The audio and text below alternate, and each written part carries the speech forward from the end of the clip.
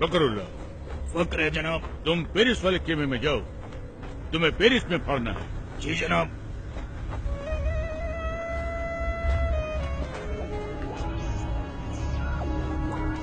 फकरुल्लाह, फकर है जनाब। तुम अमेरिका वाले खेमे में जाओ, तुमको अमेरिका में पढ़ना है। जनाब। फखरुल्लाह, फखर है जनाब। वो तो हमको भी है, तुम पर। तुम हमारे साथ आओ, तुमको हिंदुस्तान में पढ़ना है। मुझे हिंदुस्तान में शहीद नहीं होना जनाब।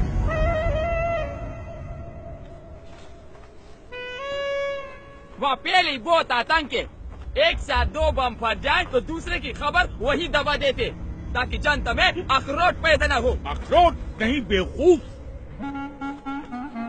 आक्रोश। बाकी का टीआरपी नेता ले जाते।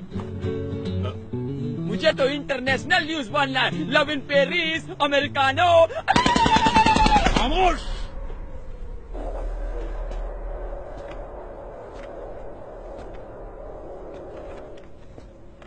बदअक्ल, बदशक्ल, बेवकूफ, नामाकूल, गुस्ताख। इसके लिए तुझे अंग्रेजी सीखनी चाहिए थी, काफिर की औलाद। अब तुम 2 ही जगह पढ़ सकता है, या पाकिस्तान या हिंदुस्तान। हिंदुस्तान जनाब। अल्लाह, सुभान अल्लाह, बरकतुल्लाह, इंकामुल हक, अल्लाह, ओस्मा बिन लादेन, अल्लाह। आओ मेरे साथ।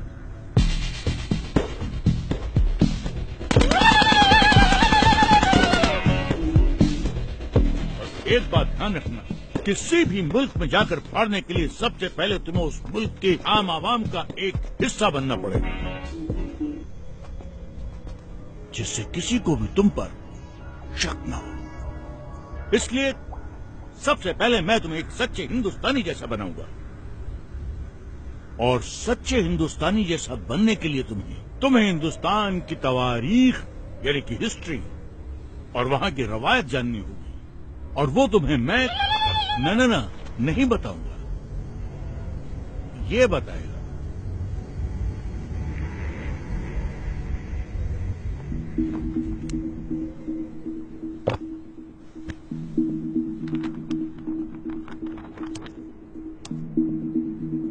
We made a tryst with destiny, and now the time comes when we shall redeem our place. Among those Indians who are now abroad, I expect that Indians living in Axis countries or in कोई बड़ी बात नहीं है बिस्मिल साहब।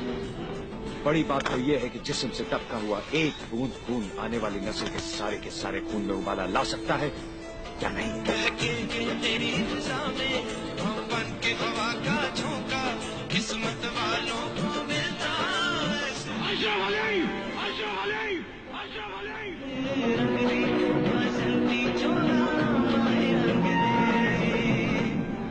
लेकिन हमारा हिंदुस्तान जिंदाबाद था, जिंदाबाद है और जिंदाबाद रहेगा। हिंदुस्तान जिंदाबाद। देखा जाए बर्बादियों का समा, ईश्वर क्या ये पुकार सुन ले, ईश्वर क्या है दाता।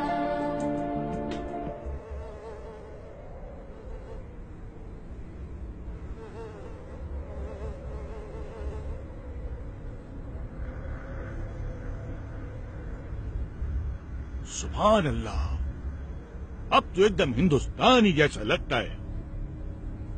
कैसा महसूस होता है? एकदम इंसान जैसा।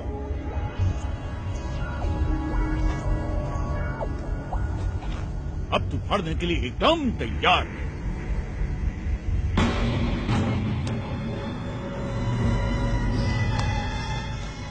जाओ, अब फाड़ डालो, फाड़ दो इसको।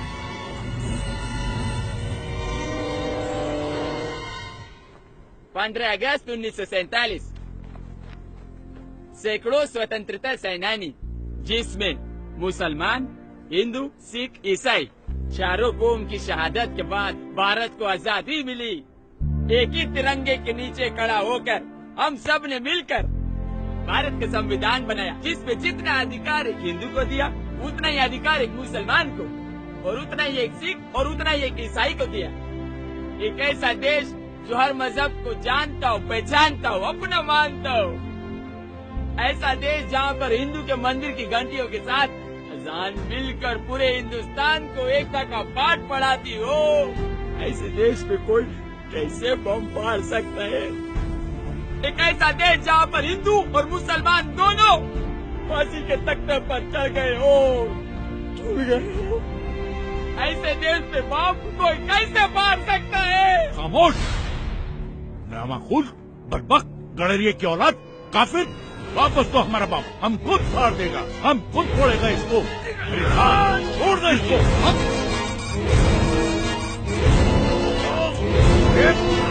छोड़ दे।